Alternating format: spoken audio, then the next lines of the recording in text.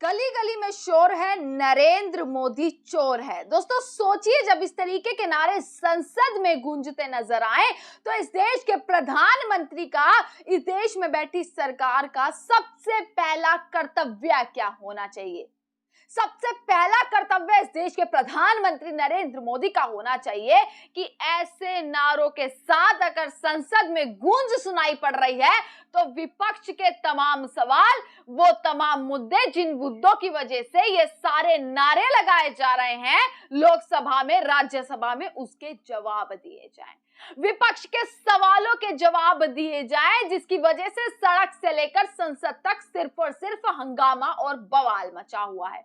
और यही कुछ आज की संसद में नजर आया। संसद पूरे तरीके से आज भी ठप नजर आई है, और ठप ऐसी कि आज तो नारेबाजी कुछ इस कदर हुई कि ओम बिरला ने तुरंत की तुरंत, ज्यादा लंबा चौड़ा जो है वो कार्रवाई नहीं चली, तुरंत जो है कार्रवाई को स्थगित कर दिया गया। शुरू होते ही कार्रवाई स्थगित कर दी गई। नमस्कार, मैं दामिनी शर्मा सजग भारत में एक बार फिर से आप सभी का स्वागत करते हैं।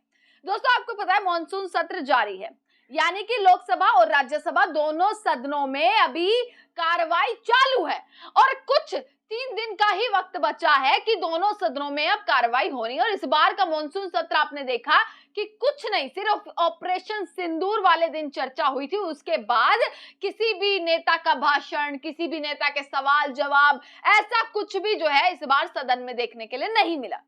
पर आज का नजारा दोस्तों कुछ सदन का अलग था। आज जो मिजाज था विपक्ष का वो अलग देखने के लिए मिला। सबसे पहले तो संसद में वापसी, विपक्ष की तरफ से हंगामा और प्रदर्शन किया गया।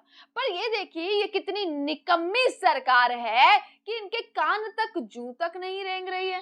एक पूरा का पूरा विपक्ष, पूरा गठबंधन, तमाम सांसद इनके खिलाफ संसद से लेकर सड़क तक हल्ला बोल करते हुए नजर आ रहे हैं। इनके ऊपर वोट चोर, गद्दी छोड़, पता नहीं क्या क्या जो है वो आरोप लगाए जा रहे हैं। पर सोचिए ये कितनी निकम्मी सरकार है कि इनकी जुबान पर इस कदर ताला लगा हुआ है कि ये जवाब देना भी जरूरी नहीं समझते। वाकई प्रधानमंत्री का सीना दोस्तों 56 इंची है, क्योंकि इतना 56 इंची सीना है तभी वो इस तरीके के आरोपों को ले पा रहे हैं, उनका जवाब ना देते हुए कैसे मुस्कुराते हुए इधर उधर उद्घाटन करने, अपने रोड शो और रैलियां करने पहुंचते जा रहे हैं। वाकई 56 इंची सीना है। पर आप ये सोचिए कि तमाम सांसद इनके खिलाफ हैं। आज भी जो है हंगामा किया गया, आज भी जो है पूरा विपक्ष की तरफ से, आप प्रियंका गांधी को देखिए, आप मल्लिकार्जुन खड़गे को देखिए, हाथ में पोस्टर, हाथ में बैनर है कि वोट चोर, वोट चोरी। ये तमाम बैनर्स के साथ कैसे इनकी पोस्टरों पर तस्वीर लगाई गई है। चुनाव आयुक्त जो है ज्ञानेश कुमार, साथ में नरेंद्र मोदी, उनकी तस्वीरों को कैसे जोड़ा जा रहा है, कैसे लगाया जा रहा है कि वोट चोर का टैग दे दिया गया। परंतु फिर इस सरकार और ना ही चुनाव आयोग कुछ कहने को तैयार नहीं है, बल्कि चाहता है कि विपक्ष इस चीज की माफी मांगे कि वो देश को गुमराह कर रहा है। क्या वाकई में? और आज तो हद ये हो गई, गली गली में शोर है, नरेंद्र मोदी चोर है, इस तरीके के नारे आज सदन में गूंजते दिखे हैं। एक प्रधानमंत्री को सीधा खुले तौर पर चोर बताया जा रहा है कि प्रधानमंत्री नरेंद्र मोदी चोर है। चोरी कर कर इस सरकार को जो है सत्ता पर कब्जा किया हुआ है, चोरी कर कर एक कुर्सी जो है वो कब्जाई हुई है। पर बेशर्मगी देखिएगा दोस्तों, इन नारों के बाद भी कैसे इस देश का प्रधानमंत्री भी चुप है, कैसे इस देश का गृह मंत्री भी चुप है, कैसे इस देश के तमाम मंत्री चुप है इनकी सरकार में बैठे हुए। जवाबदेही जीरो। पर हाँ, ये देखिए सीना तान कर कैसे चलते हुए नजर आ रहे हैं। इसे बेशर्मगी नहीं कहेंगे तो क्या कहेंगे। आज सदन में दोस्तों पहले तो प्रदर्शन हुआ वोट चोर एसआईआर को लेकर, उसके बाद सदन के अंदर जैसे ही कार्रवाई शुरू हुई, नारे मोदी डाउनटाउन और इस तरीके के नारे, वी वांट जस्टिस, एसआईआर वापस लो, ये सारे नारों के साथ विपक्ष ने लोकसभा स्पीकर ओम बिरला की कुर्सी को चारों ओर से घेर लिया।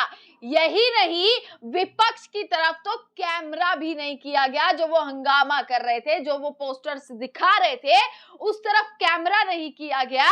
तो विपक्ष ने भी क्या किया, जब भाजपाई अपना भाषण देने की कोशिश कर रहे थे, भाजपा के लोग, शिवराज सिंह चौहान जब भाषण दे रहे थे और भाजपा के जो सांसद है वो भाषण दे रहे थे, तो उस बीच अपने पोस्टर कैमरे में लहराते हुए नजर आए, जिसपे चोर साफ साफ लिखा हुआ नजर आया। ज्ञानेश कुमार की फोटो और नरेंद्र मोदी की फोटो, तस्वीर जो है साफ साफ लगी हुई नजर आई।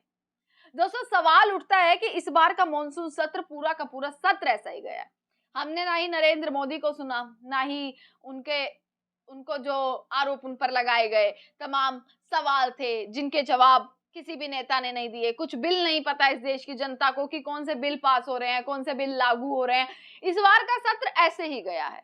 पर सरकार की तरफ से आरोप लगाया जा रहा है कि विपक्ष ने यह सत्र ऐसा किया, विपक्ष की वजह से सत्र नहीं चला। और विपक्ष यह आरोप लगा रहा है कि जैसे ही वो जानते हैं कि कौन से मुद्दे पर विपक्ष गर्म होगा और उस मुद्दे को जानकर उठाया जाता है, ताकि हम लोग इस पर हंगामा करें और वो आरोप हम पर लगा सके। दोस्तों, एक तरफ राहुल गांधी यात्रा कर रहे हैं, वोट अधिकार यात्रा, और इस यात्रा का वाकई में जो असर है वो बिहार के आने वाले चुनाव में ही पता लगेगा। वो बिहार के आने वाले चुनाव के नतीजों में ही पता लगेगा कि कितना असर राहुल गांधी की यात्रा का हुआ है, जनता पर कितना असर हुआ है। और देखना यह रहेगा कि राहुल गांधी की इस यात्रा के साथ साथ आगे की प्लानिंग किस तरीके की जाती है, क्योंकि अब संसद तो खत्म हो जाएगी। संसद में विपक्ष के पास अब मौका नहीं रहेगा कि वो संसद में अपनी आवाज उठाए और जो है वो एक पूरा मुद्दा बन सके। पर अब विपक्ष क्या तैयारियां करने वाला है? देश की राजधानी दिल्ली, अभी तक तो संसद चालू थी, पर अब आने वाले समय में क्या तैयारियां करेगा दोस्तों, वो देखनी जो है बाकी रह जाएंगी। इस बार भी वही हंगामा, आज भी वही हंगामा, और हद तो तब हो गई जब इस तरीके के नारे आज सदन में गूंजते हुए दिखे। तमाम खबरें आप तक पहुंचाते रहेंगे, देखते रहेगा सजग भारत। आपका बहुत बहुत शुक्रिया।